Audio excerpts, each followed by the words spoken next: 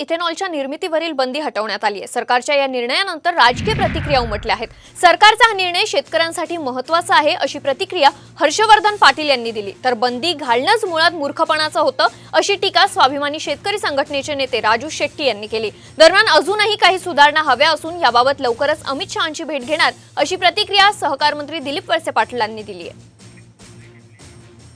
मी केंद्र सरकारचं मनापासून अभिनंदन करतो की इथेनॉलच्या बाबतीमध्ये जो बंदीचा निर्णय घेतला होता, महाराष्ट्राचे मुख्यमंत्री एकनाथ शिंदे साहेब, देवेंद्र फडणवीस साहेब यांनी एक पत्र लिहिलं होतं की ह्या निर्णयाचा फेरविचार करावा। पण कालचं नोटिफिकेशन जे निघालेलं आहे त्यामध्ये बी हेवी मोलेसिसपासून इथेनॉल घ्यायला केंद्र सरकार पुन्हा तयार झालेलं आहे। तो निर्णय स्वागतार्ह आहे। शेतकऱ्यांच्या दृष्टीने तो निर्णय खूप महत्त्वाचा आहे। काल ती बंदी अंशतः अशी शिथिल केली। सरकारनं घेतलेल्या निर्णयाचं मी स्वागत करतो। खरं तर मुळातच इथेनॉलच्या उत्पादनावर बंदी घालणं हाच मूर्खपणाचा निर्णय होता, पण उशिरा काय होणार, परंतु सरकारनं ती चूक दुरुस्ती केली।